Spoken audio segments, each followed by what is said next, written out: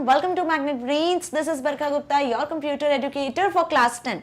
So students, आज इस video में हम स्टार्ट कर रहे हैं चैप्टर नंबर 24 आपकी बुक का इंफॉर्मेशन टेक्नोलॉजी 402 से, जिसका नाम है preventing accidents and emergencies. Okay, जैसे कि लास्ट चैप्टर नंबर 23 में हमने देखा था वर्क प्लेस सेफ्टी, कि वर्क प्लेस सेफ्टी को कैसे मेजर किया जाता है, किस तरीके से आप अपने आप को, है ना, जो कंपनीज में एम्प्लॉयज होते हैं उन्हें कैसे वो अपने आप को मेजर प्रिवेंट कर सकते हैं। डिफरेंट हजार्ड्स हैं, तो हमने कुछ हजार्ड्स भी देखे थे, like fire hazard, electrical hazard, slips, falls and trails. Okay, so hope आपको वो चैप्टर अच्छे से समझ में आया होगा, क्योंकि आज हम स्टार्ट करने वाले हैं how we prevent accidents and emergency. अब एक्सीडेंट्स क्या होते हैं, इनसे हम कैसे अपने आप को सेफ रख सकते हैं। एक्सीडेंट जैसे जो वर्ड है या एक्सीडेंट्स है, ये तो कभी भी किसी के साथ कहीं भी कैसे भी हो सकता है।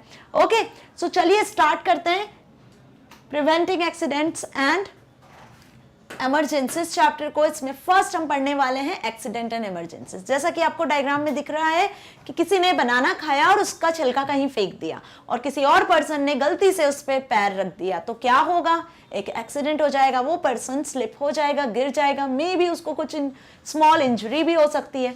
ओके, तो इसी तरीके से कहीं आप व्हीकल को चला रहे हो और व्हीकल को ड्राइव करते टाइम यदि आपसे कहीं गलती से किसी को आपने ठोक दिया या आप गिर गए, तो उस टाइम पे भी कुछ आपको स्मॉल इंजरी हुई, तो ये भी एक एक्सीडेंट का रूप होता है। तो एक्सीडेंट कहीं भी कभी भी किसी के भी साथ हो सकता है। ये एक अनप्लान्ड अनइंटेंडेड एक्टिविटी होती है। ओके, मतलब आप किस पहले से प्लान नहीं करते हो। Clear? So an accident to a work place is an event that is an unplanned, unintended and unexpected.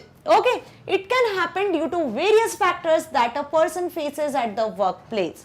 अब ये किसी भी तरीके से हो सकता है जो फैक्टर्स एम्प्लॉयज या फिर कोई भी पर्सन अपनी वर्क प्लेस पे फेस कर रहा है। Such accidents can cause minor to severe physical injury or even result in death. अब कुछ एक्सीडेंट्स तो ऐसे होते हैं कि जो फिजिकल इंजरी होती है, स्मॉल इंजरी, उससे ठीक हो जाते हैं, ओके, क्योर कर लेते हैं अपने आप को। बट कुछ ऐसे एक्सीडेंट्स होते हैं जिनकी वजह से डेथ भी हो सकती है। So these are the serious accidents. Okay, so this may either be due to risk that has not been identified or identified but not properly controlled. तो यहाँ पर हम बात कर रहे हैं एक्सीडेंट से रिलेटेड रिस्क की, जिसे आप आइडेंटिफाई भी कर सकते हो, बट आइडेंटिफाई करके कभी कभी हम उसको कंट्रोल नहीं कर पाते हैं। ओके, सो अब बात करते हैं हम आगे की, किस तरीके से इस चैप्टर में आपको एक्सीडेंट्स कैसे होते हैं वो पढ़ना है, प्लस उनसे कैसे बचा जा सकता है, इमरजेंसीज क्या होती हैं। तो अभी हमने देखा एक्सीडेंट्स क्या होता है, अब हम बात कर रहे हैं इमरजेंसी की। तो a workplace emergency is an unforeseen situation that threatens the employees, customers और पब्लिक। ओके, सपोज कोई भी इमरजेंसी हो सकती है कि कहीं भी किसी भी तरीके से, सपोज अब हम बात कर सकते हैं कि आप कोई मूवी या थिएटर में गए मूवी देखने के लिए और वहां पे सडन जो है स्मोक अलार्म बजने लगी, तो क्या होगा, सारी जो पब्लिक है, जनरल पब्लिक है, वो सब क्या होगी, थ्रेटन हो जाएगी। थ्रेटन की वजह से आप इमरजेंसी एस्केप से बाहर जाने लगोगे। क्लियर? तो इस तरीके की इमरजेंसी जो होती है वो अनफोर्सिन सिचुएशन होती है, जिससे एम्प्लॉय, कस्टमर या पब्लिक जनरली डर के रहती है। Clear? So it disrupts the company's operations and even sometimes causes physical और environmental damage. अब इससे क्या हो सकता है, फिजिकल या environmental किसी भी तरीके का डैमेज पॉसिबल है। Okay, the hazards leading to accidents and emergencies may be natural और man-made. देखो, अब हम डिस्कस करने वाले हैं कि जो hazards होते हैं, इस तरीके के एक्सीडेंट्स और जो इमरजेंसीज होती हैं, वो नेचुरल भी हो सकती है या मेन मेड भी हो सकती है। ओके, सो पहले हम डिस्कस करते हैं कि कितने टाइप के एक्सीडेंट्स होते हैं वर्क प्लेस पे। ओके, जो अभी मैंने एक्सीडेंट्स की आपको बात बताई, तो कितने टाइप के एक्सीडेंट्स होते हैं। फर्स्ट हम डिस्कस कर लेते हैं स्लिप्स, ट्रिप्स एंड फॉल्स। तो ये तो बेसिक टाइप का एक्सीडेंट होता है जो जनरली पॉसिबल होता है। Okay, it can result in a falls. Clear? Slips can occur due to slippery floor. कैसे हो सकता है, फ्लोर स्लिपरी हो या स्टेयरवेज की वजह से हो सकता है, जो हम लास्ट चैप्टर में भी पढ़ चुके हैं डिटेल में। Okay, left in walkways, uneven floor और work surfaces, protruding nails and boards, bunched up floor mats और uneven carpeting, holes of depression in work surfaces और अनइवन स्टेयर्स। तो स्लिप्स, ट्रिप्स एंड फॉल्स के detail में हमने पढ़ा हुआ है चैप्टर नंबर 23 में। ओके, क्या कारण है और कैसे इसको प्रिवेंट कर सकते हैं। तो एक्सीडेंट होने का सबसे मेन जो रीजन होता है, कॉमन जो रीजन होता है, वो basically slips, trips and falls ही होता है, जो किसी भी रीजन से हो सकता है। Okay, next is struck by moving equipment और ऑब्जेक्ट्स और वॉकिंग इनटू ऑब्जेक्ट्स। अब देखो यहाँ पे बात होती है कोलाइजन की, दो ऑब्जेक्ट्स हैं, सपोज दो व्हीकल हैं, आपस में टक्कर हो गई तो क्या हो सकता, एक एक्सीडेंट हो गया, क्लियर। तो इसी तरीके से collision could occur with the heavy equipment और any moving object kept either at the same level और from object falling from the above, clear. A working person can accidentally walk into object and get injured, और इसी की वजह से कोई working person भी हो सकता है, कोई चीज उसके ऊपर से हैवीली ऑब्जेक्ट को इसके ऊपर गिर गया तो उस तरीके से भी वो इंजर्ड हो सकता है और एक एक्सीडेंट का हिस्सा बन सकता है, clear. Next is vehicle related accident. अब इससे तो आप सभी अवेयर हो क्योंकि इंडिया में बहुत तेजी से जो व्हीकल रिलेटेड एक्सीडेंट है वो स्प्रेड हो रहे हैं। ओके, आए दिन आप देख सकते हो कि बहुत सारे ऐसे एक्सीडेंट्स होते हैं, कुछ तो बहुत सीरियस एक्सीडेंट्स होते हैं जिसमें जान तक चली जाती है और कुछ एक्सीडेंट्स भी ऐसे होते हैं नॉर्मल, है ना, तो जो एक नॉर्मल क्योर से भी हम ठीक हो जाते हैं। So accidents due to a crash और impact injuries are also quite frequent in work place. These often involves cars, lorries, or even small vehicles such as forklift trucks, or at times result in serious injuries. अब यदि हम industries की बात करते हैं, कुछ traders companies की बात करते हैं तो उनके सबकी अपनी व्हीकल्स होते हैं ना, जो क्या करते हैं ट्रांसपोर्टेशन में हेल्प करते हैं, तो वहां भी एक्सीडेंट होने के चांसेस होते हैं. Okay, now next is fire and explosion. अब ये भी एक एक्सीडेंट का टाइप है. देखो, फायर एंड एक्सप्लोजन जो हमने लास्ट चैप्टर में डिस्कस किया था fire safety rules and measures के साथ, तो फायर एंड एक्सप्लोजन के चांसेस भी हो सकते हैं और ये भी एक कॉमन कॉज की तरह ही हम इसे बोल सकते हैं कि accident also happen because of fire और अदर एक्सप्लोसिव सब्सटेंसेस. अब ये कैसे हो सकता है? इन सच केसेस प्रॉब्लम्स में not only occur from direct contact of fires but also because of asphyxiation which is caused due to smoke generated from the fires. Okay, next is violence. Violence भी एक accident का कारण होता है. ठीक है, हो सकता है कि वायलेंस की वजह से आप टेंशन में आ जाओ, आपको माइग्रेन हो जाए. ओके, बहुत सारी ऐसी कंडीशंस होती है, may be suffer from heart attack, तो ये भी एक एक्सीडेंट का कारण होता है. A person could be subject to violence at the work place. Okay, tensions can result in physical confrontations and cause injuries to the people involved. Okay, next is structural collapse. अब structural collapse का मतलब क्या हुआ? ये भी एक accident का कारण होता है. हो सकता है कि किसी कंपनी में, ऑर्गेनाइजेशन में कोई वॉल है, वो वॉल गिर गई. ओके, तो उसकी वजह से एम्प्लॉइज हार्म हो चुके हैं. क्लियर? तो इस तरीके से the type of accident occur when an entire structure like a wall और a roof collapse and falls on workers thereby injuring them. Okay, next is chemical spillage. अब देखो, केमिकल स्पिलेज भी हम बोल सकते हैं एक टाइप होता है एक्सीडेंट का. आपने बहुत सी बार ऐसा भी सुना होगा कि सपोज कोई ऑयल का टैंक जा रहा था रोड पे से और उस टाइम पे कुछ ऐसा एक्सीडेंट हुआ कि वो टैंक पलट गया और जो भी ऑयल है वो क्या हो गया, पूरे स्प्रेड हो गया पूरे रोड पे. अब वहां से जाना खतरे से खाली नहीं है. ओके, तो इस तरीके से यदि कोई पर्सन वहां से जाता है तो वो इंजर्ड हो सकता है. क्लियर? या फिर हम बोल सकते हैं कोई लैबोरेटरी की यदि बात करते हैं, कोई केमिकल बॉयलर प्लांट की बात करते हैं, तो वहां पे भी केमिकल से बहुत सारे ऐसे एक्सीडेंट हो सकते हैं जिसकी वजह से जो इंप्लॉइज है वो हार्म हो सकते हैं, बर्न हो सकते हैं. Okay, so accidental release of toxic liquid or chemicals in workplace can cause harm to people working there. This can result in skin or eye reactions as well as other serious injuries when exposed to the toxic liquid or chemicals without protection.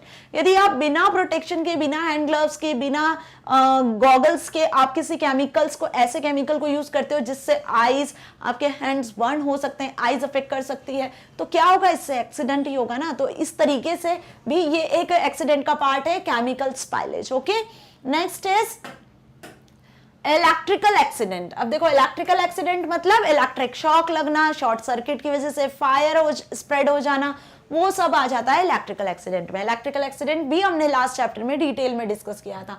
So incident of electrical shock और Burns falls under this category. Electrical shock से related जो भी incident है वो इस category में आते हैं. Okay, now next is cuts and lacerations. अब कट्स एंड लैक्रेशंस वही बात हो गई कि आप प्रॉपर जो आपको सेफ्टी ग्लव्स, जो सेफ्टी इक्विपमेंट्स दिए हुए हैं उनका यूज नहीं कर रहे हैं और लगे हो काम करने में, तो उस वजह से आपको यदि कोई कट्स या लैक्रेशंस होते हैं, so this is called an accident. The reason of cuts and lacerations to the body from equipment could include poor training, inadequate safety procedures and falling without the proper protection. So इनकी वजह से जो accident होते हैं वो इस category में आते हैं. क्लियर?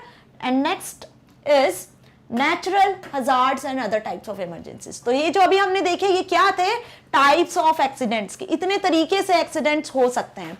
ओके, अब हम देखेंगे कि ये जो एक्सीडेंट्स हैं वो कैसे होते हैं. ओके, ये जो हजार्ड्स हैं अलग अलग तरीके से, वो कितने तरीके के हो सकते हैं. तो हजार्ड्स दो तरीके के हो सकते हैं, नेचुरल हजार्ड्स भी हो सकते हैं या फिर मेन मेड हजार्ड्स भी हो सकते हैं. नेचुरल हजार्ड्स और मेन मेड हजार्ड्स ये आपने ज्योग्राफी में भी पढ़ा होगा, साइंस में भी पढ़ा होगा, बहुत ही कॉमन टॉपिक है, होप आपको अच्छे से समझ में आएगा. तो नेचुरल हजार्ड्स क्या होते हैं, मेट्रोलॉजिकल हजार्ड्स हो सकते हैं जिसमें heavy rain, floods, tornadoes, tsunami, drought, ये जो सारी चीजें होती हैं वो मेट्रोलॉजिकल हजार्ड्स में आती है. ओके, जियोलॉजिकल हजार्ड्स की यदि बात करते हैं तो landslides, earthquake, volcanic eruption, these are called the geological hazards. जैसा कि आपको यहाँ डायग्राम में शो हो रहा है, फ्लड, टॉर्नेडो, सुनामी. ओके, ये जो फायर है, ये जो आजकल हम देख रहे हैं ना, फॉरेस्ट को जला देते हैं तो उससे हमारा नेचुरल एनवायरनमेंट क्या बोल सकते हैं कि खत्म होता जा रहा है. क्लियर? ये हमने सारी चीजें डिस्कस की थी डिटेल में, कहां पर, इन्वायरमेंट वाले चैप्टर में, सस्टेनेबल डेवलपमेंट में.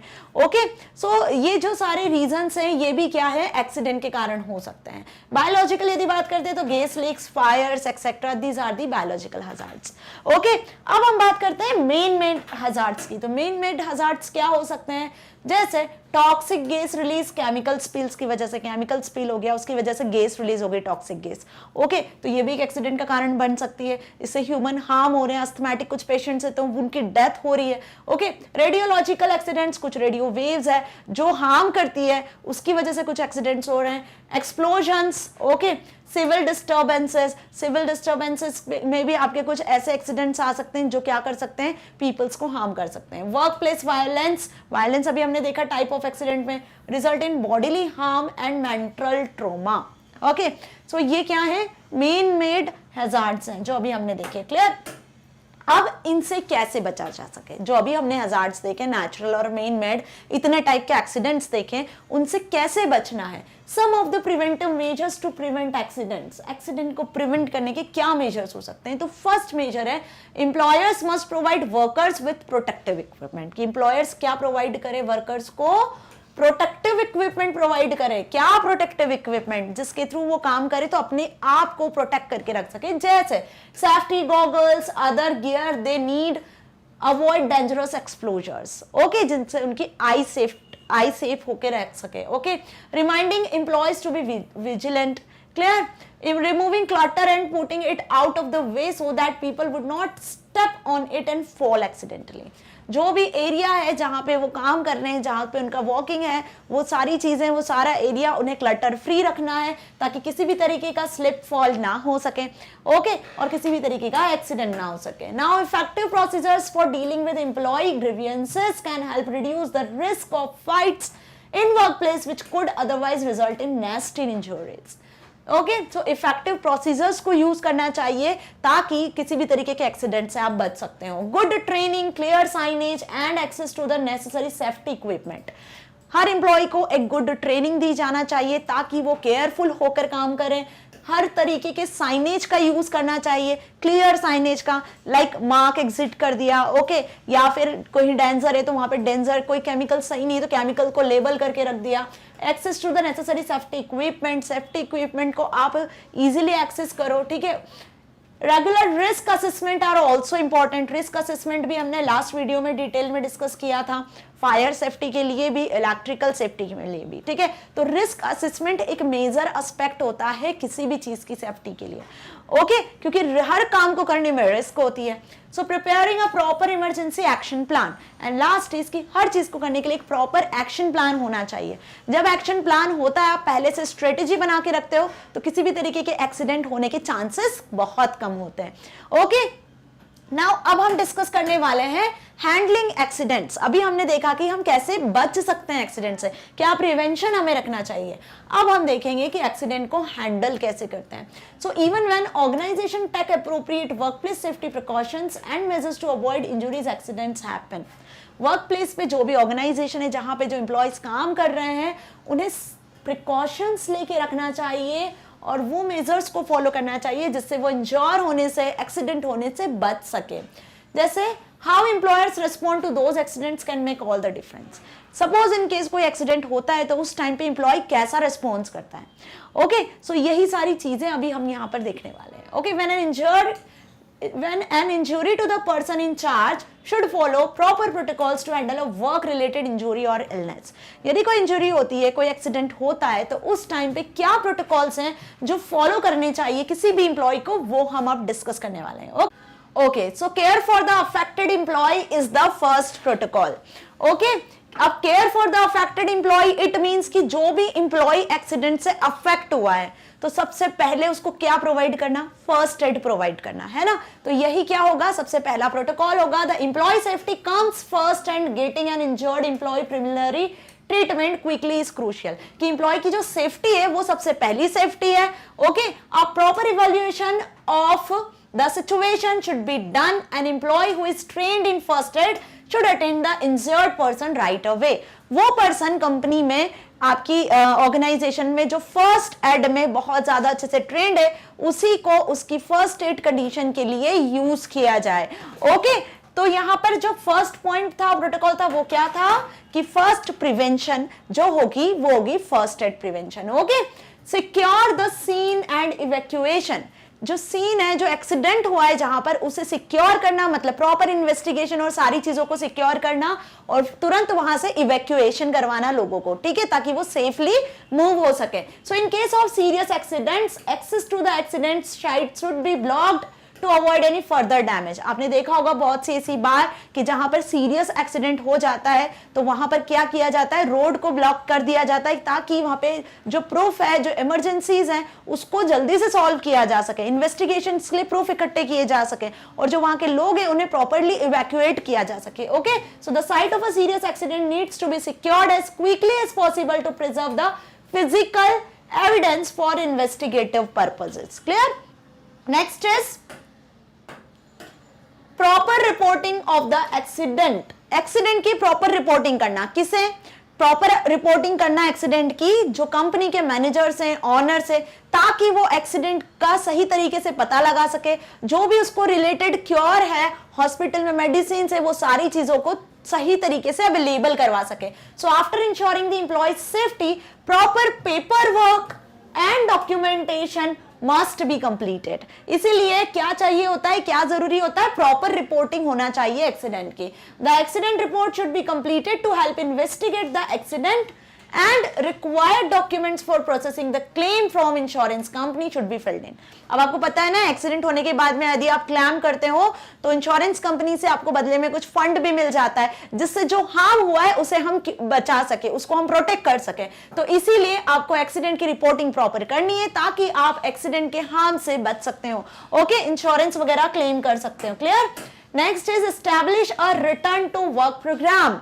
अब देखो यहां पर वर्क प्रोग्राम, वापस से वर्क को ज्वाइन करना, उसके लिए कुछ नया यदि स्ट्रेटेजी हो, नया प्रोग्राम हो तो उससे एस्टैब्लिश करना। जैसे अभी कोरोना पीरियड में क्या हुआ था कि बहुत से ऐसे एम्प्लॉयज थे जो वर्क फ्रॉम होम कर रहे थे कोरोना पैंडेमिक की वजह से, राइट। तो यहां पर भी यदि कोई एम्प्लॉय या कोई भी पर्सन जो एक्सीडेंट से सफर होता है और वो एक वर्क प्लेस पे वर्क कर रहा होता है, तो दैट्स वाई उसे क्या चाहिए होता है कि उसे ऐसे स्ट्रेटेजी, ऐसे प्लान्स प्रोवाइड किए जाए कि वो घर बैठकर भी वर्क कर सकता है। ओके, एक सेफ एनवायरनमेंट में, फ्लेक्सिबल एनवायरनमेंट में वर्क कर सकता है। So some flexible arrangement should be designed to accommodate injured or ill employees who are medically cleared to work with unable to perform their previous jobs. It would help them return to work again as quickly as safely as possible. Okay, so flexibility can be given. तो हमें क्या देनी चाहिए, उन employees को flexibility देनी चाहिए ताकि वो अपना काम कम वर्किंग आवर्स में अच्छे तरीके से पूरा कर सके। Okay, first question is select the correct option. It means कि यहाँ पे आपको कुछ एमसीक्यू टाइप क्वेश्चन आंसर्स दिए हुए हैं, जिसमें फर्स्ट एमसीक्यू है अ work place emergency is unforeseen situation that can threaten. A work place emergency is unforeseen situation that can threaten. जब कोई वर्क प्लेस में इमरजेंसी होती है तो वो किसके लिए थ्रेटन होती है? ओके, एम्प्लॉयज के लिए, कस्टमर्स के लिए या दोनों के लिए? तो उसका आंसर क्या होगा? ऑब्वियस कि कोई भी इमरजेंसी वाली कंडीशन एम्प्लॉय के लिए भी हो सकती है, कस्टमर के लिए भी हो सकती है, ओके, किसी के भी लिए हो सकती है जो किसी ना किसी इंडस्ट्री, कंपनी, ऑर्गेनाइजेशन कहीं भी वर्क कर रहा है। क्लियर? तो आंसर क्या होगा इसका? A and B. Clear? Next is a radiation leak is an example of. अब देखो बहुत सारे रेडियो एक्टिव एलिमेंट्स होते हैं, ओके, तो उनसे हमें बचने के लिए, क्योंकि उनसे कुछ रेडिएशंस भी लीक होती है, ओके। अब वो रेडिएशंस लीक होती है तो वो ह्यूमंस के लिए हार्मफुल होती है। तो ये किसका एग्जाम्पल है? ये नेचुरल हजार्ड के अंदर आता है, मेन मेड हजार्ड है या हाइब्रिड हजार्ड है? तो ऑब्वियसली किसके अंदर हमने पढ़ा था जब हमने इस चैप्टर को डिस्कस किया था? कुछ मेन मेड हजार्ड्स भी देखे थे और कुछ नेचुरल हजार्ड्स भी देखे थे। तो इसका आंसर क्या होगा? Main made hazards. Okay, next is natural hazards occurs because of natural incidents that includes factors like। अब नेचुरल हजार्ड्स क्या थे वो भी हमने लास्ट वीडियो में डिस्कस किए थे। तो यहां पर आपको बताना है कि natural hazards occur because of natural incidents that includes factor. तो जो नेचुरल इंसिडेंट्स होते हैं जैसे सुनामी, अर्थक्वेक, फ्लड्स, ड्रॉट, ये सब क्या होते हैं? ये नेचुरल हजार्ड्स होते हैं, ओके, नेचुरल इंसिडेंट्स की वजह से होते हैं। तो वो किस कैटेगरी में आते हैं अभी आपको ये सिलेक्ट करना है। Meteorological and geological, meteorological, geological and biological, geological and biological. So तीनों इसके करेक्ट आंसर है, like meteorological, geological and biological. इन तीनों से रिलेटेड ये तीन कैटेगरी में नेचुरल हजार्ड्स को डिवाइड किया गया है, ओके, जो हमने लास्ट वीडियो में बहुत डिटेल में पढ़ा था, आपकी बुक में भी दिया हुआ है। सो यदि आपने मेरी लास्ट वीडियो नहीं देखी है इस चैप्टर की, तो सबसे पहले उसे देखिए, तभी आपको ये सारी चीजें बहुत अच्छे से समझ में आने वाली है। Okay, now the reasons of cuts and lacerations to the body from equipment includes.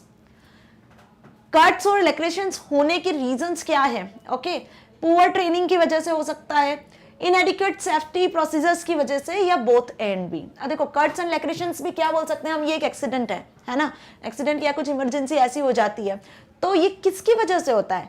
Poor training, जब कोई एम्प्लॉय या किसी भी कस्टमर या किसी को भी जब पुअर ट्रेनिंग दी जाती है कंपनीज में, इंडस्ट्रीज में, तब, या इनएडिक्वेट सेफ्टी प्रोसीजर, वो प्रॉपर सेफ्टी प्रोसीजर को यूज नहीं करते हैं तब, या दोनों। ऑब्वियस है ना, घर में हम भी जब किसी चीजों को केयरफुल होके नहीं यूज करते हैं तो उससे हमें लग सकता है, वो हमें हार्म कर सकती है ना। सपोज जैसे नाइफ है, तो नाइफ को यदि आप केयरफुली यूज नहीं करोगे तो आपको हार्म हो सकता है। तो सिंपल वैसी, तो क्या है उसके रीजन क्या हुए? Poor training, इनएडिक्वेट safety procedures.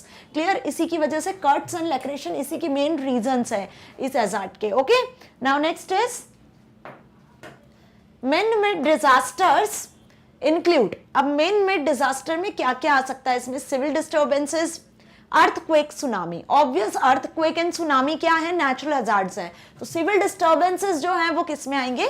Main made disasters में आएंगे। ओके, सो यहाँ पे एमसीक्यू क्वेश्चंस फिनिश होते हैं। होप आप सभी को सारे क्वेश्चंस अच्छे से समझ में आए होंगे। अब स्टार्ट करते हैं हम कुछ फिलअप्स।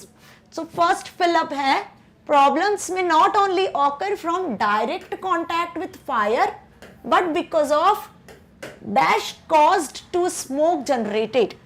अब देखो प्रॉब्लम्स में not only occur from direct contact with fire, problems एकदम डायरेक्ट फायर के कॉन्टैक्ट से नहीं होती है, बट जब फायर के डायरेक्ट कॉन्टैक्ट से नहीं होती है, इट मीन्स कि किसकी वजह से हो रही है, यहाँ पर जो स्मोक जनरेट हो रहा है उसकी वजह से भी जो प्रॉब्लम्स हो रही है, तो वो प्रॉब्लम्स क्या है ना। जब फायर होती है उसके पहले जो स्मोक होता है, उस स्मोक से भी बहुत प्रॉब्लम्स होती हैं। तो आपको नीचे हिंट दी हुई है, इस हिंट में से हमें आंसर सर्च करना है।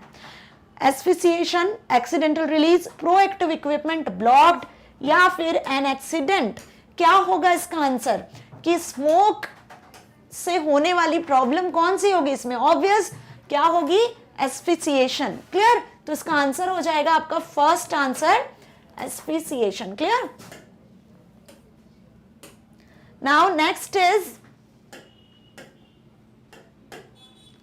the dash of toxic liquid or chemicals in the workplace can cause harm to people working there।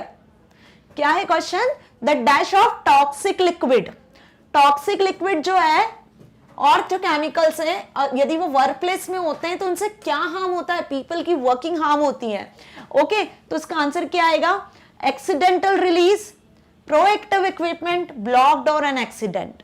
तो एन एक्सीडेंट, ब्लॉक्ड और प्रोएक्टिव इक्विपमेंट तो हो नहीं सकता वहां पे आंसर। तो यहाँ पे आंसर क्या होगा? Second, accidental release. है ना। एक्सीडेंटल रिलीज इट मीन्स कि सपोज कोई ऑयल का टैंक जा रहा है, ओके, अब रास्ते में कुछ ऐसी प्रॉब्लम हो गई या कोई एक्सीडेंट जैसा केस हुआ तो वो टैंक पलट गया और उसके अंदर जो केमिकल्स थे, जो ऑयल था वो पूरा स्प्रेड हो गया, ओके। अब वो केमिकल और उसके अंदर जो भी टॉक्सिक लिक्विड थे उससे क्या हुआ, जो वहां के लोग हैं वर्क प्लेस पे वो हार्म हो गए, ओके। ये बड़ी बड़ी बॉयलर कंपनीज है, जैसा कि हमने लास्ट वीडियो में देखा था, क्लियर, केमिकल बॉयलर्स प्लांट्स होते हैं, तो वहां पे यदि कोई केमिकल रिलीज हो जाता है, ओके, तो उसकी वजह से भी पीपल्स वर्क प्लेस में हार्म होते हैं, तो इसका आंसर होगा एक्सीडेंटल रिलीज, ओके। इसका भी हम आंसर लिख लेते हैं। Next question is, employers must provide workers with dash such as safety goggles that they need to avoid any further dangerous exposure। देखो, गॉगल्स, सेफ्टी शूज, है ना, सेफ्टी गॉगल्स, ये सारी चीजें क्यों प्रोवाइड की जाती है एम्प्लॉयज को, ताकि वो जो वर्क कर रहे हैं, है ना, उनकी जो बॉडी ऑर्गन्स है वो क्या बोल सकते हैं, हार्म होने से बचे। जैसे मेन जो अपने आईज हैं, हैंड्स हैं, है ना, जो मेन पार्ट है आपके बॉडी ऑर्गन्स के जिनके थ्रू आप वर्क कर रहे हो स्पेशली, क्लियर, वो सारे पार्ट्स आपके क्या रहे, सेफ रहे, क्लियर। तो इसके लिए क्या प्रोवाइड किए जाते हैं, कुछ सेफ्टी इक्विपमेंट्स प्रोवाइड किए जाते हैं। तो employers must provide workers with dash such as safety goggles that they need to avoid any further dangerous exposure। तो क्या प्रोवाइड किए जाते हैं यहाँ पे, प्रोएक्टिव इक्विपमेंट, ब्लॉक्ड और एन एक्सीडेंट। तो ऑब्वियस आंसर होगा प्रोएक्टिव इक्विपमेंट, है ना। ये जो सेफ्टी गॉगल्स, सेफ्टी शूज आपने देखा होगा, तो ये क्या होते हैं, सब protective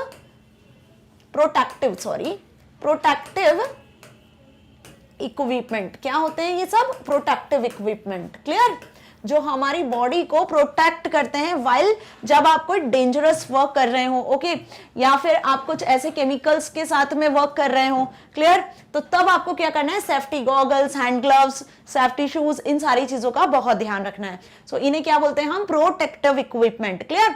in case of serious accident के केस में access to the accident site should be dash accidents.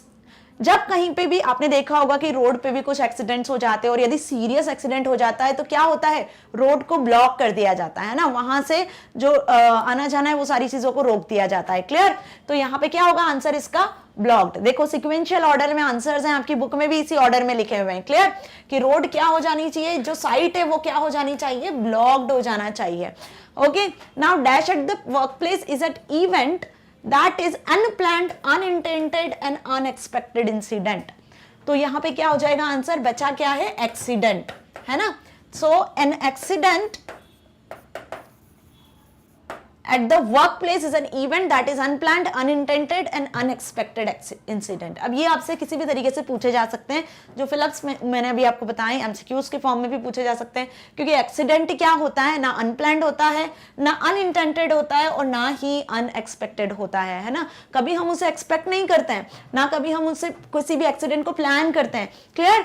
तो बात समझ में आ गई। एक्सीडेंट इन इमरजेंसी के कुछ फिलअप्स थे। अब हम डिस्कस करने वाले हैं क्या, कुछ क्वेश्चन आंसर्स को, ओके। तो फिलअप्स की जो हिंट्स थी उसके अकॉर्डिंग ही आंसर्स अरेंज है, लेकिन एग्जाम में हिंट नहीं मिलेगी, ध्यान रखिए।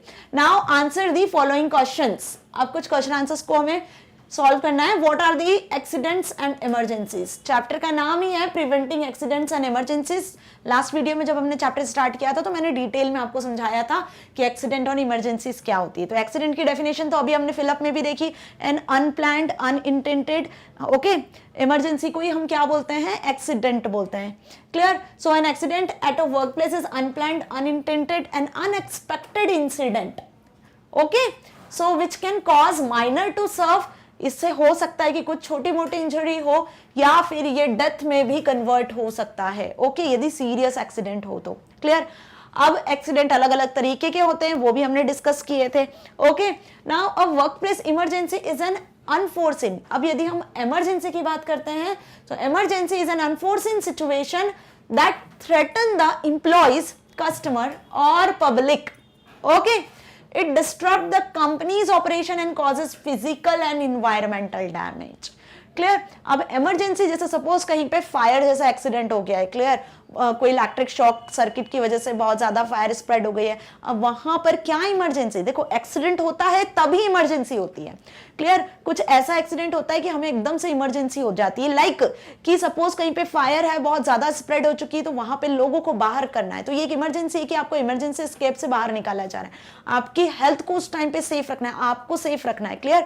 तो वो सारी चीजें क्या कहलाती है, एक्सीडेंट और इमरजेंसी। तो अब यहाँ पे समझ में आया कि एक्सीडेंट पर ही बेस्ड होती है इमरजेंसी, ये दोनों आपस में एक्चुअली रिलेटेड वर्ड्स है। Okay, now next is name any 4 type of accidents that can occur at the workplace, explain them in a brief। अब हमने बहुत सारे टाइप के एक्सीडेंट्स पढ़े थे, यहाँ पे आपको कोई भी 4 टाइप के एक्सीडेंट्स लिखने हैं, जैसे सपोज यहाँ पे लिखा हुआ है slips, trips and falls, fire and explosion, violence and chemical spillage. Okay, और ये चारों आपको बहुत डिटेल में अच्छे से क्लियर है। स्लिप्स, ट्रिप्स एंड फॉल्स क्या होता है, स्लिप्स, ट्रिप्स एंड फॉल्स का मतलब है कि जब आप गलती से, हो सकता है कि कुछ आपके सामने ऑब्स्टेकल है या कुछ ऑब्जेक्ट रखा हुआ है, आपने देखा नहीं और आप गिर गए, स्लिप हो गए, स्टेयर्स पे से आप आ रहे हो, गलती से आप स्लिप हो गए, हैंडल्स नहीं है प्रॉपर। ओके, तो ऐसी जो ये स्लिप्स, ट्रिप्स एंड फॉल्स है, ये तो कॉमन इंजरीज हैं।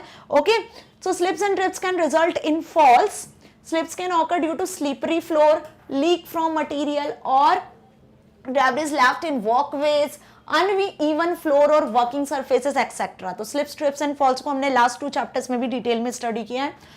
Now fire and explosion, अब fire and explosion you also know accidents also happen because of fire, fire की वजह से जो एक्सीडेंट्स होते हैं और अदर एक्सप्लोजिव सब्सटेंसेस है ना, इनकी वजह से जो एक्सीडेंट्स होते हैं वो कहलाते हैं fire and explosions. Okay, now next is violence. अब वायलेंस में क्या होता है, पर्सन मेंटली टेंशन में आ जाता है, ओके, उसके ऊपर वर्कलोड होता है बहुत ज्यादा, तो a person could be subject to violence at a work place. यदि वर्क प्लेस पे बहुत क्राउड है, उसके ऊपर बहुत प्रेशर है ना, तो एट दैट टाइम वो क्या सफर करता है, और मेंटली किसी चीजों के साथ सफर कर रहा होता है, तो इसे भी हम एक एक्सीडेंट के फॉर्म में बोल सकते हैं। और टेंशन की वजह से हो सकता है कि वो हार्ट अटैक जैसी प्रॉब्लम को भी फेस करे। So tension can result in physical confrontations और cause injuries to the people involve. Okay, next is chemical spillage. अब केमिकल स्पिलेज भी एक एक्सीडेंटल, जैसे मैंने अभी आपको बताया कि कोई केमिकल है जो रिलीज हो रहा है, उसको प्रॉपर रखा नहीं था, कोई ऐसा केमिकल है जो किसी को भी पर्सन को, एम्प्लॉय को हार्म कर सकता है। ओके, जब आप उसको केयरफुली यूज नहीं कर रहे होते हो, तो एक्सीडेंटल रिलीज टॉक्सिक लिक्विड और chemicals in the work place can cause harm to people working there. Okay, so ये कुछ 4 टाइप के एक्सीडेंट्स है जो यहाँ पे हमने डिस्कस किए डिटेल में। आप और भी डिफरेंट एक्सीडेंट्स को भी यहाँ मेंशन कर सकते हो, क्लियर। हमने कुछ 10 to 15 टाइप के एक्सीडेंट्स को इस चैप्टर में पढ़ा था, clear. So what are the types of disasters leading to accidents and emergencies.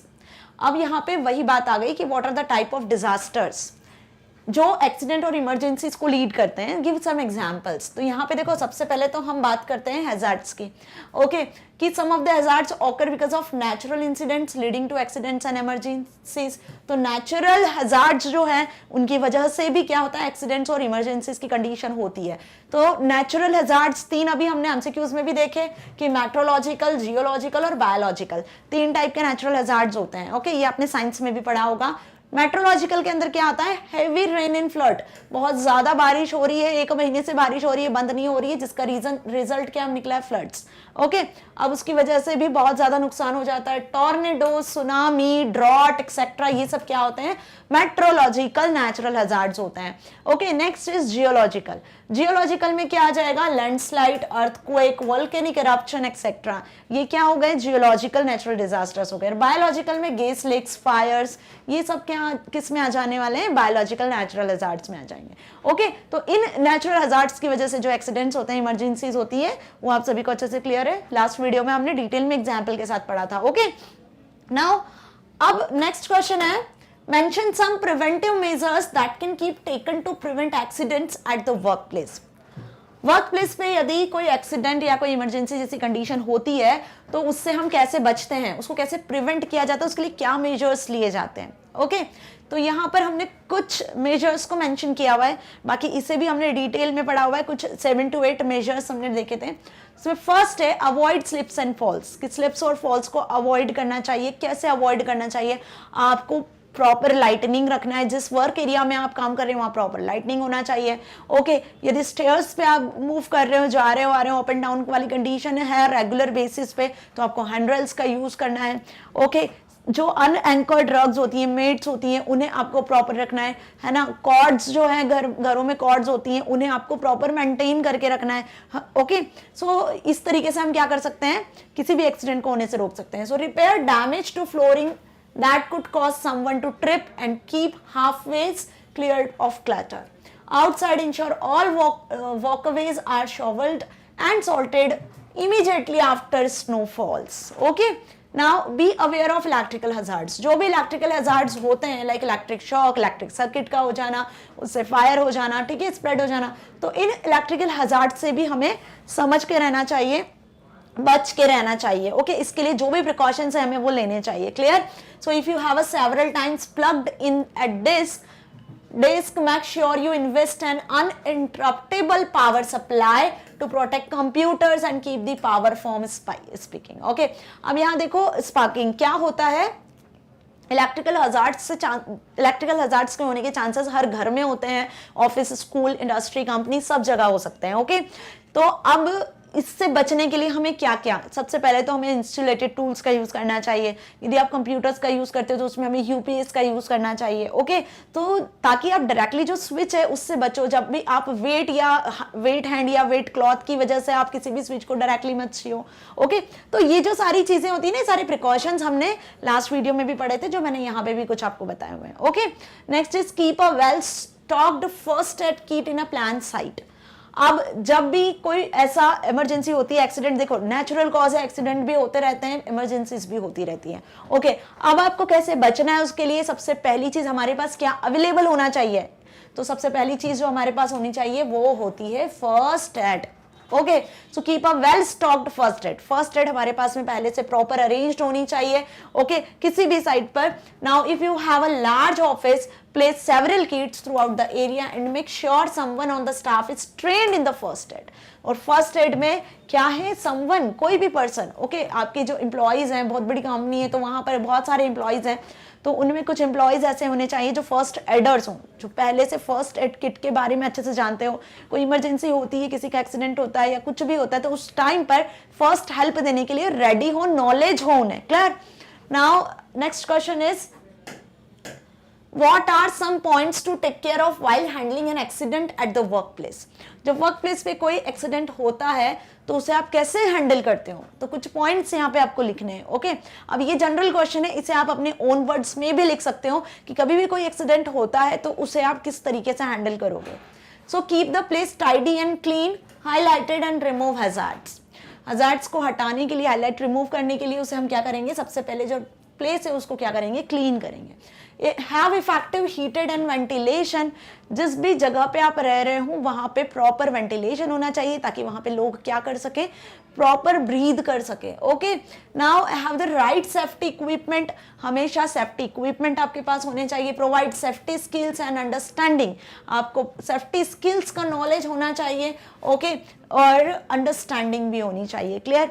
तो यदि किसी को भी एक्सीडेंट होता है, कोई सा भी, इन केस कोई व्हीकल का एक्सीडेंट है या कैसा भी, तो आपके पास में ये सारी चीजें होनी चाहिए। क्लियर? आपको पता होना चाहिए कि उस कंडीशन में हम कैसे हैंडल करें, हम कैसे उस विक्टिम को प्रोटेक्ट करें, किस तरीके से आप उसे फर्स्ट एड प्रोवाइड करो। क्लियर? तो ये तो बेसिक नॉलेज है, हर एक पर्सन में होना चाहिए। क्लियर?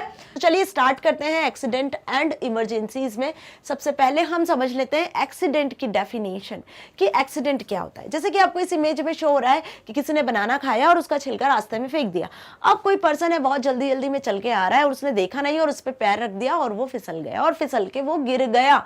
तो ये क्या हुआ, it is such a type of accident, right? और गिरा तो उसको में भी छोटी मोटी इंजरी हुई। क्लियर? उसके बैक में पैन हुआ, हाथ में, सिर में कहीं लग गई, राइट? तो ये छोटे मोटे एक्सीडेंट हुए। लेकिन जब हम वर्क प्लेस की बात करते हैं, ठीक है, या फिर हम बात करते हैं कि कहीं बिग ऑर्गेनाइजेशन की या फिर किसी शॉपिंग मॉल की, पेट्रोल पंप की, जहां भी कोई भी पर्सन रहकर जो काम कर रहा होता है, तो वहां के एक्सीडेंट की जब बात करते हैं, तो एक्सीडेंट ऐसी चीज होती है जो अनप्लान्ड होती है, अनइंटेंटेड होती है। आप किसी को जान करके एक्सीडेंट तो नहीं करवाओगे, राइट? ठीक है, so accident at a work place is an event, एक ऐसा इवेंट होता है that is an unplanned, unintended and unexpected. Okay, तो एक्सीडेंट ना हो, इससे हम कैसे बचे, बस वही सारी चीजें आज हमें देखनी है इस चैप्टर में, right? It can happen due to various factors.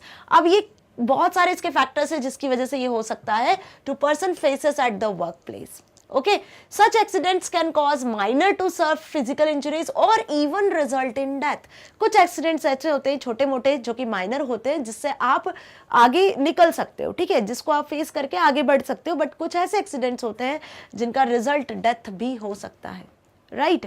तो हमें क्या करना है, हमें इन एक्सीडेंट्स से, इस तरीके के होने वाले एक्सीडेंट से बचना है.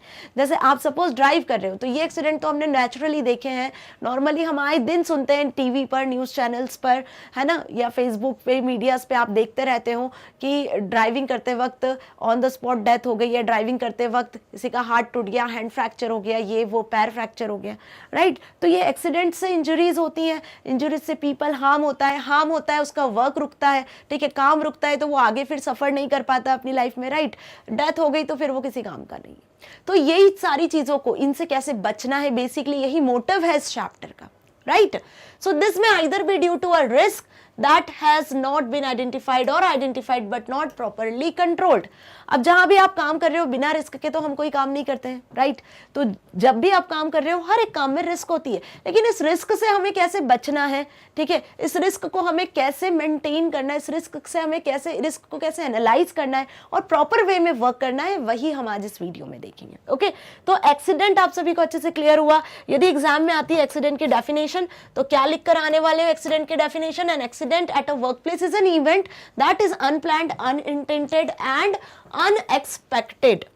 अब ये फिलअप में ट्रू फॉल्स में जैसे भी आपसे पूछेंगे, राइट, तो आपको ये लिखकर आना है. ओके, नाउ अब इमरजेंसी की यदि बात करें तो एक्सीडेंट और इमरजेंसी में क्या डिफरेंस हुआ कि a workplace emergency is an unforeseen situation that threatens the employees, customers और पब्लिक.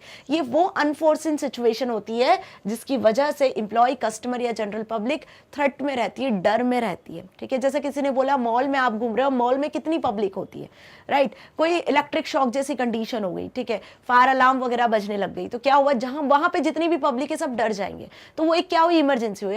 इमरजेंसी एस्केप से सबको बाहर किया, सबको इवैक्यूएट किया, है ना, मतलब बहुत बड़ा एक्सप्लोजन होने से बचा.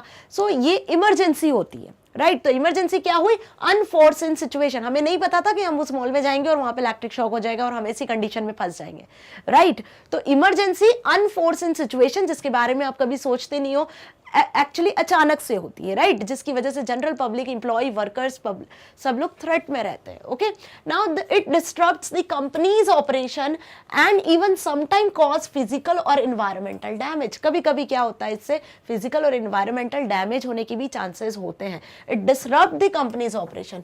अपनी जो वर्क प्लेस है जहां आप काम कर रहे हो वहां के ऑपरेशन को डिस्टर्ब करता है. कौन? Emergencies, right. The hazards leading to accidents and emergencies may be natural और मैन मेड. अब इन एक्सीडेंट और इमरजेंसी से होने वाले जो हजार्ड्स हैं वो नेचुरल भी हो सकते हैं और वो मैन मेड भी हो सकते हैं. तो आज का जो इस चैप्टर का मोटिव है वो यही है कि जो एक्सीडेंट और जो इमरजेंसीज है जिससे आपको बचना है, ठीक है, वो दो तरीके के हो सकते हैं, नेचुरल एक्सीडेंट और इमरजेंसीज और मैन मेड एक्सीडेंट और इमरजेंसीज.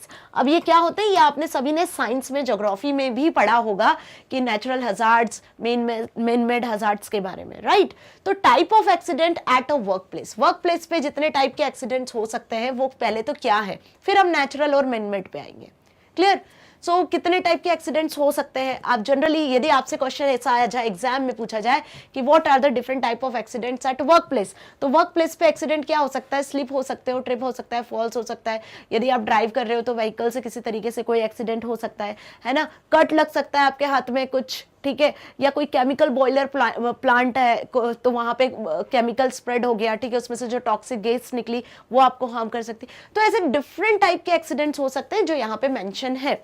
अब इनके बारे में आपको डिटेल में लिख कर आना है यदि एग्जाम में आता है. सिंपल इतना पूछते हैं आपसे 2-3 नंबर में कि what are the different type of accidents at work place, तो आपको इनमें से सिर्फ इनके नाम लिख कर आना है. यदि स्पेसिफिकली आपसे इनके नाम से पूछा जाए तो आपको इनको 2-2 लाइन में एक्सप्लेन भी करके आना है, राइट. सो फर्स्ट जो एक्सीडेंट है वो है स्लिप ट्रिप्स एंड फॉल्स, जिसे हम चैप्टर नंबर 23 में भी डिटेल में डिस्कस कर चुके हैं। स्लिप ट्रिप्स एंड फॉल्स क्यों होता है? पुअर लाइटनिंग की वजह से, जब कहीं पे प्रॉपर लाइटनिंग नहीं हो, आप केयरफुली वॉक नहीं कर रहे हो, रास्ते में कोई ऑब्स्टेकल आ जाता है तो उसकी वजह से भी स्लिप ट्रिप्स फॉल, या फिर जो अनरग्स वो डोरमेट्स होते हैं, ठीक है, या कारपेट सही तरीके से नहीं लगाए, आपने फुटवियर प्रॉपर नहीं पहना है, ठीक है, या आप स्लीपरी स्पेस पे चल रहे हो, प्रॉपर हैंडरेल्स का यूज नहीं कर रहे हो जब आप स्टेयर्स पे चढ़ रहे हो, तो इस तरीके से स्लिप और ट्रिप्स होते हैं, है ना, और फॉल्स होते हैं, जिसकी वजह से एक्सीडेंट्स होते हैं। तो एक्सीडेंट होने का ये कारण भी होता है। Next, struck by moving equipment और ऑब्जेक्ट्स और वॉकिंग इनटू ऑब्जेक्ट्स। अब देखो, struck by moving equipment and objects और वॉकिंग इनटू ऑब्जेक्ट्स, अब कोई ऑब्जेक्ट्स है, आपने देखा नहीं ध्यान से और आप टकरा गए और गिर गए, जैसे कि जो ड्राइविंग करते टाइम रोड पे जो एक्सीडेंट होता है ना, वो इसी वजह से होता है ना, हमारी केयरलेसनेस की वजह से, कि सपोज हमने देखा नहीं और टक्कर हो गई, ठीक है, जिसकी वजह से सीरियस इंजरीज भी हो सकती है। सो ये क्या हुआ है? ये भी एक एक्सीडेंट का कारण है। Next, vehicle related accident is also, ये सब उसी में आ गए। नाउ फायर एंड एक्सप्लोजन, तो स्लिप ट्रिप्स फॉल्स और फायर रिलेटेड एक्सप्लोजन, ये तो हम लास्ट चैप्टर में बहुत डिटेल में समझ चुके हैं कि इनसे कैसे प्रिवेंट करना है, ये क्या हो सकते हैं। अब फायर एंड एक्सप्लोजन्स जो है, ये तो मतलब हम बोल सकते हैं कि इसको आप डेली न्यूज़ चैनल्स वगैरह में भी देखते हो कि आज यहाँ पे आग लग गई, कल वहाँ आग लग गई, ठीक है, जिसकी वजह से क्या हो रहा है, हम कहीं ना कहीं इंजर्ड है, हम बोल सकते हैं कि अपने आप को, हम इन्वायरमेंटली तो हार्म हो ही रहा है, हमारा इन्वायरमेंट तो हार्म हो ही रहा है, साथ ही साथ हम फिजिकली भी देखें तो अपने आप को हार्म कर रहे हैं, ठीक है। सो जैसे आपने देखा है कि फायर एक्सप्लोजन्स जो जैसे केसेस है वो भी दिन पे दिन बढ़ते जा रहे हैं, ठीक है, तो ये भी एक एक्सीडेंट का कारण होता है, राइट। अभी अगर हम बात करें एनवायरनमेंट को सेव करने के लिए, तो जो फॉरेस्ट एरियाज है उनको भी जलाया जा रहा है, ठीक है, वहाँ पे ट्री को जलाते हैं ताकि फॉरेस्ट एरिया क्लीन हो जाए, फिर वहाँ पे लैंड बिल्डिंग वगैरह, मॉल वगैरह खड़ा कर दिया जाए, ठीक है। तो जो बिल्डर्स होते हैं वो क्या कर रहे हैं, वो कहीं ना कहीं उस फॉरेस्ट से अर्न करने की कोशिश कर रहे हैं, तो ये हमारा क्या हो रहा है, नेचुरल जो एनवायरनमेंट है वो खत्म होता जा रहा है, ठीक है। सो ये चीज भी एक हो सकती है पॉसिबल। नाउ वायलेंस, अब वायलेंस क्या है? Violence is another way of accident. Violence की वजह से हाइपरटेंशन हो जाना, ठीक है, टेंशन क्रिएट होना, अस्थमेटिक कोई पेशेंट है तो उसको प्रॉब्लम होना, मतलब किसी भी तरीके का violence is also create an accident. Okay, so violence is another reason for accident. Next is a chemical spillage. तो केमिकल स्पिलेज यदि देखा जाए तो केमिकल जो बॉयलर प्लांट्स होते हैं, जो केमिकल बड़ी बड़ी कंपनीज होती हैं, यदि वो केयरफुली केमिकल्स को नहीं रखती हैं, प्रॉपर टैग लगाकर केमिकल्स को नहीं रखते हैं जो हार्म कर सकते हैं, और गलती से किसी एम्प्लॉय ने उसे छू लिया या फिर उसने प्रॉपर हैंड ग्लव्स वगैरह नहीं पहने और केमिकल के साथ में वो वर्क कर रहा है, ठीक है, जिनमें से कुछ टॉक्सिक गैसेस भी निकलती है जो कि हार्म कर सकती है, तो ये केमिकल स्पिलेज में आता है। या रोड पे जो केमिकल से भरे हुए जो ट्रक्स होते हैं वो गलती से यदि व्हीकल जैसे एक्सीडेंट्स का हिस्सा बन जाते हैं तो उसमें से टॉक्सिक गैस रिलीज होती है, तो उससे भी एक्सीडेंट होने के चांसेस होते हैं जो नॉर्मली पीपल को हार्म करते हैं। ओके, इलेक्ट्रिकल एक्सीडेंट की यदि बात करें तो electric shock, right, electric shock, कोई लाइव वायर है, आपने गलती से उसको छू लिया, ठीक है, बिना आपने सेफ्टी ग्लव्स पहने, सेफ्टी ग्लास लगाए, आपने क्या किया, इलेक्ट्रिक वायर्स को छू लिया, या फिर गलत फॉल्टी वायरिंग्स कहीं पे हुई है, ठीक है, तो वहां पे आपने कुछ गलती से कर लिया, तो ये क्या हो गया, इलेक्ट्रिक एक्सीडेंट जैसे हो गए, ठीक है। या ओवरलोडेड सॉकेट, फ्यूज उड़ जाना, ये सब इलेक्ट्रिक एक्सीडेंट ही होते हैं, राइट। तो जनरली हम कहाँ देखते हैं, मूवी थिएटर्स में, शॉपिंग मॉल्स में, कोई कंपनी, ऑर्गेनाइजेशन, जैसे कि मैंने इलेक्ट्रिक एक्सीडेंट लास्ट चैप्टर में आपको डिटेल में समझाया था कैसे बच सकते हैं, क्या प्रिकॉशन लेना है, ओके, वो ये चीज भी हम डिटेल में डिस्कस कर चुके हैं। नाउ कट्स एंड लैक्रेशंस, तो अब इलेक्ट्रिक एक्सीडेंट, फायर जैसे एक्सीडेंट्स हो गए, स्लिप ट्रिप फॉल्स हो गए, इनसे कट और लैक्रेशन जैसी चीजें हो जाती हैं जो हमको हार्म करती हैं, राइट, जो कहीं ना कहीं लॉन्ग टर्म तक चलती है, जिसकी वजह से हम प्रॉपर वर्क नहीं कर पाते हैं, ओके, हमारा वर्क प्लेस पे हम सेफ नहीं रह पाते हैं। तो इसके लिए हमें जरूरी है कि हम प्रॉपर प्रिकॉशन लें, मतलब कि हम हैंड ग्लव्स का यूज करें, हेलमेट का यूज करें, जो कंपनी हमें प्रोवाइड कर रही है सेफ्टी रूल्स उनको फॉलो करें। ओके, नाउ स्ट्रक्चरल कोलैप्स, बड़ी बड़ी बिल्डिंग्स है, मल्टी स्टोरीज बिल्डिंग्स है, उनका ढह जाना, ठीक है, मल्टी स्टोरीज बिल्डिंग गिर जाना, अचानक से कोलैप्स हो जाना, ठीक है, क्यों, क्योंकि वहां पे हो सकता है कच्चे मटेरियल का यूज किया हो, गलत तरीके से बना हो, बिना परमिशन के बना हो, तो ये भी एक मेजर एक्सीडेंट का कारण होता है, ये भी जनरली देखा जाता है, ठीक है, जिसकी वजह से जिसकी वजह से क्या होता है, हजारों पीपल्स की डेथ हो सकती है, हजारों पीपल्स इंजर्ड हो सकते हैं। ओके, सो ये तो थे डिफरेंट टाइप ऑफ एक्सीडेंट, कि एक्सीडेंट के क्या क्या कारण हो सकते हैं, किन किन वजह से एक्सीडेंट हो सकते हैं। ओके, तो जब आपसे अब एक्सीडेंट के कारण पूछे जाए कि what are the type of accident, तो होप अब आप इनको एक्सप्लेन करके भी आ सकते हो, इवन आप इनके नाम भी लिख कर आ सकते हो। तो जनरली 1 या 2 मार्क्स में आएगा तो आप इजीली कर सकते हो। जनरल रीजन से सारे, कोई भी ऐसे कोई नहीं है कि जो आपने सुने नहीं हो, जो आपने कभी देखे नहीं हो, राइट, आप इजीली लिख सकते हो। फाइन, अब यदि बात करते हैं हम नेक्स्ट कि natural hazards and other types of emergencies, कि मतलब अब हम डिस्कस करेंगे कितने टाइप के नेचुरल हजार्ड्स होते हैं। नेचुरल मतलब कि जो एनवायरनमेंट को हार्म करते हैं हमारे, जिनसे पीपल भी हार्म होते हैं साथ में। ओके, तो natural hazard, some of hazards occur because of natural incidents, this includes the follow factors. तो यही आपने ज्योग्राफी साइंस में भी पढ़ा होगा। सबसे पहले हम डिस्कस कर रहे हैं मेट्रोलॉजिकल हजार्ड्स, मतलब heavy rain and flood, tornado, tsunami, drought etcetera, ये मेट्रोलॉजिकल हजार्ड्स में आते हैं। आपने देखा ना, सुनामी आती है तो कितने लाखों करोड़ों लोगों को बहा के ले जाती है, उनका घर, उनका वर्क प्लेस एरिया, सारी चीजें, इवन डेथ तक पॉसिबल है। तो सुनामी जैसा तो बात ही नहीं है ना। तो ये तो एक हैवी नेचुरल हजार्ड हो गया, या हैवी रेनफॉल होना, सूखा काल पड़ जाना। ठीक है, नेक्स्ट इज जियोलॉजिकल, तो जिसमें लैंडस्लाइड्स, अर्थक्वेक, वोल्केनिक इरप्शन, ये सारी चीजें आती हैं, है ना। ये भी एक नेचुरल हजार्ड ही है। ठीक है, इसे भी हम एक इमरजेंसी भी बोल सकते हैं। क्लियर। बायोलॉजिकल में गैस लीक्स, फायर एक्सेट्रा। तो आपको यहाँ पे ये सारे इमेजेस के फॉर्म में समझ में आ रहा होगा कि नेचुरल हजार्ड्स क्या है, जिनकी वजह से कैसे पीपल हार्म होते हैं, क्या एक्सीडेंट्स होने के चांसेस होते हैं। ओके, नाउ इसके बाद आती है बात मेन मेड हजार्ड की। तो मेन मेड हजार्ड क्या हो गए, toxic gas release, chemical spills, जो केमिकल प्लांट्स है, जो केमिकल कंपनीज है, वहां से जो टॉक्सिक गैस रिलीज हो रही है because of carelessness of the employees और वर्कर्स, राइट। तो ये भी हो सकता है, या प्रॉपर केमिकल पे लेबलिंग नहीं की हुई हो। ठीक है, तो जब केमिकल, बड़े बड़े जो केमिकल्स प्लांट होते हैं जहां पे हार्मफुल गैसेस भी होती हैं, रिलीज होती हैं ना, वो भी एक रीजन होता है। तो यहाँ पे ये मेन मेड हजार्ड्स हैं जो हमारी गलतियों से एक्सीडेंट्स हो सकते हैं। रेडियोलॉजिकल इंसिडेंट्स भी आते हैं इसमें, कुछ रेडियो वेव्स भी होती हैं, एक्सप्लोजन वगैरह जो होते हैं वो, सिविल डिस्टर्बेंस, जो बेसिकली लड़ाई झगड़े वगैरह होते हैं एम्प्लॉइज वर्कर्स के बीच में, उसकी वजह से भी एक्सीडेंट्स हो सकते हैं। वर्क प्लेस वायलेंस, वही चीज आ गई। Resulting in bodily harm and mental trauma, ठीक है, जिसकी वजह से हार्ट अटैक वगैरह ऐसी जो चीजें आ जाती हैं, हो जाती हैं। ठीक है, तो ये हो गए आपके मेन मेड हजार्ड्स। ओके, सो अब इन सारे डिजास्टर्स से बचने के लिए, एक्सीडेंट से बचने के लिए, what preventive measures we should take. Okay, so some of the preventive measures to prevent accidents. So अब यदि क्वेश्चन आता है कि इन एक्सीडेंट से, इमरजेंसी से बचने के लिए आप क्या करते हो, क्या प्रिकॉशंस लेते हो, कंपनीज को, ऑर्गेनाइजेशंस को क्या करना चाहिए, तो ये कुछ प्रिकॉशंस है जो आपको ध्यान रखने हैं। ओके, मतलब कि ये यदि क्वेश्चन आता है तो आपको ये आंसर लिखकर आ जाना है, right. Employers must provide workers with protective equipment such as safety goggles and other gear they need to avoid dangerous exposure. जिस भी कंपनी, ऑर्गेनाइजेशन में काम करते हो आप, वहां के एम्प्लॉयज, जो वहां के वर्कर्स हैं, ठीक है, उन्हें प्रॉपर सेफ्टी रूल्स पता होने चाहिए, उन्हें सेफ्टी ड्रेस देनी चाहिए, उनको जो भी सेफ्टी गियर लगते हैं, लाइक जैसे सेफ्टी गॉगल्स हो गए, सेफ्टी शूज हो गया, सेफ्टी के लिए जो हेलमेट होता है वो हो गया, तो वो सारी चीजें उन्हें प्रोवाइड करनी चाहिए, safety goggles, safety hand gloves वगैरह, राइट, ताकि वो केयरफुल होकर जो भी ये डेंजरस एक्सीडेंट्स है, एक्सपोजर्स है, इनसे बचकर काम कर सके, अपने आप को सेफ रखकर काम कर सके, right. Reminding employees to be vigilant. Okay, अब हर टाइम ये जरूरी है कि आप वर्कर्स को, एम्प्लॉयज को क्या कर सको, सतर्क करके रह सको, ताकि वो जो भी काम करें वो केयरफुली करें, है ना। तो जो भी उन्हें सेफ्टी रूल्स समझाए जाते हैं, बताए जाते हैं, उन्हें अगेन एंड अगेन रिमाइंड करवाना होता है, ताकि वो सतर्क रह के काम कर सके, केयरफुली काम कर सके। Removing clutter and putting it out of the way so that people would not step on it and fall accidentally.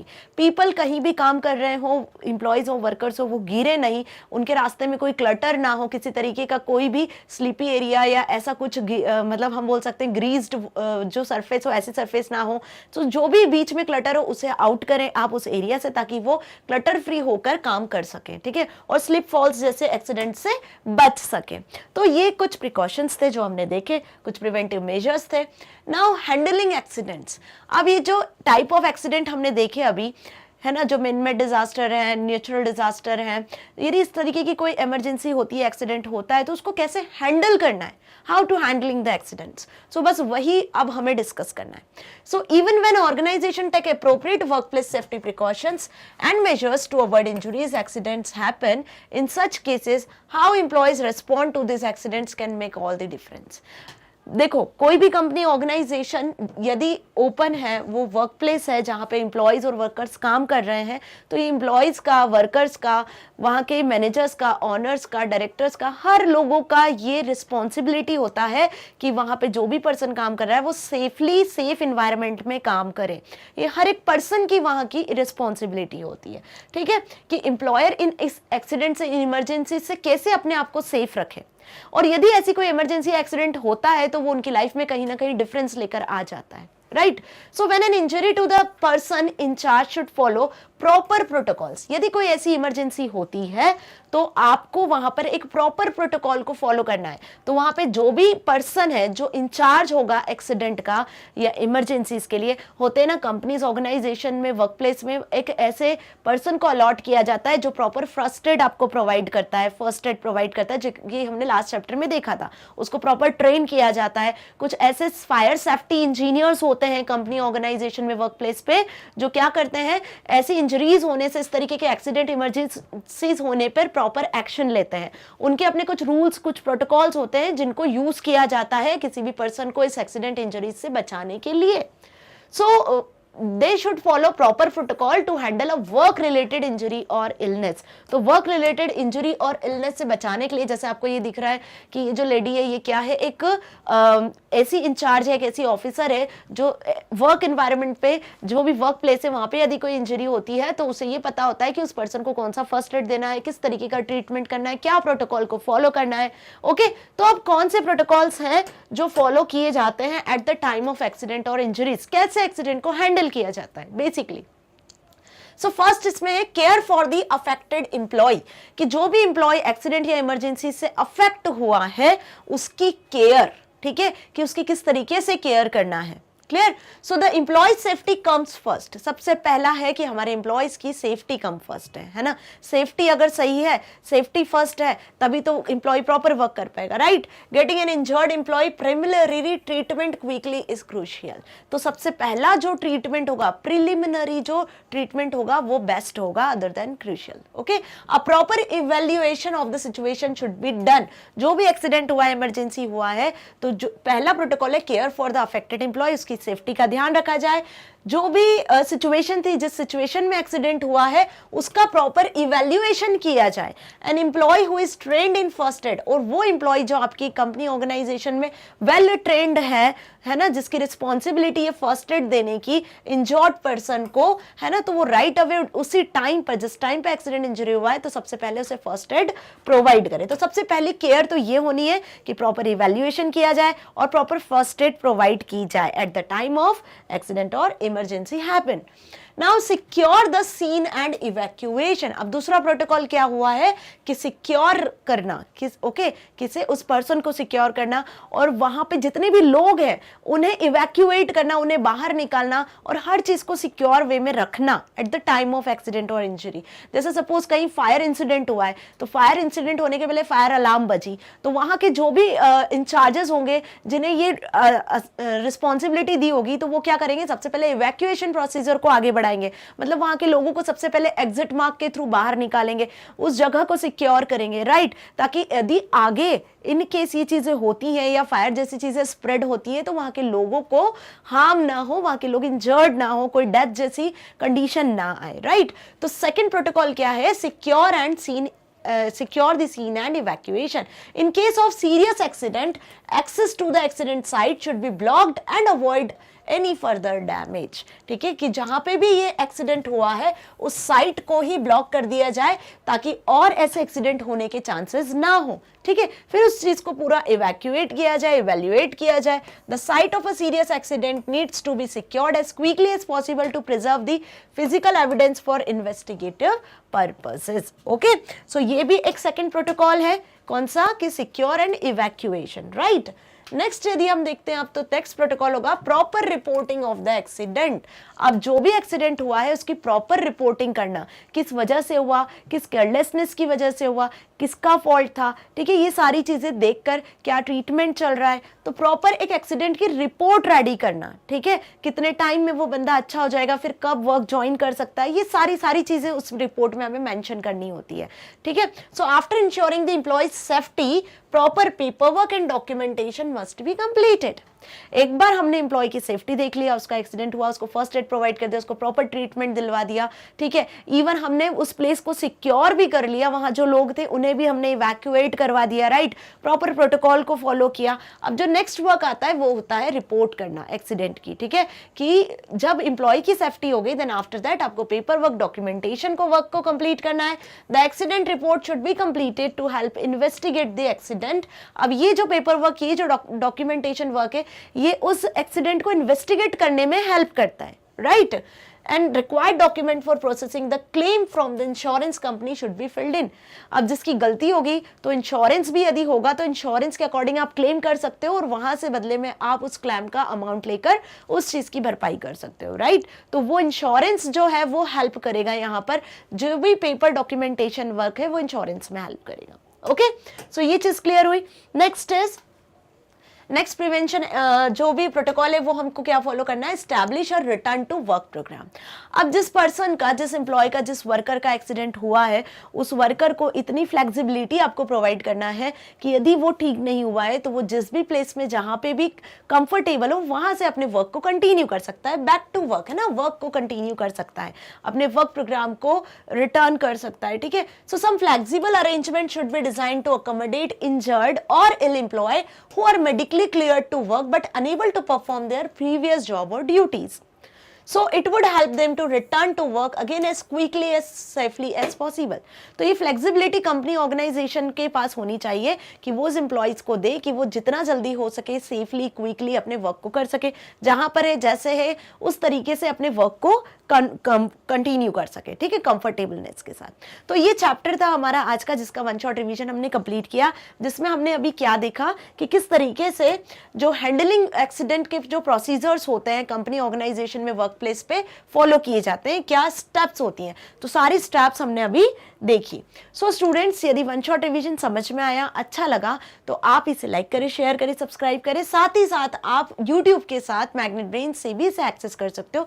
magnetbrains.com लिखना है आपको गूगल पे, इस तरीके का होम पेज शो होगा, यहाँ पे क्लास 10 सिलेक्ट कर लेना। जैसे क्लास 10 सिलेक्ट करोगे तो आ जाओगे कहाँ पर, सब्जेक्ट की लिस्ट पर, जहां पे आपको सारे सब्जेक्ट शो हो जाना है। इसमें आपको सिलेक्ट कर लेना है अपना सब्जेक्ट कंप्यूटर सब्जेक्ट आईटी, ये IT book code 402। Now click on watch now पे क्लिक करोगे तो आ जाओगे सब्जेक्ट की प्लेलिस्ट पर।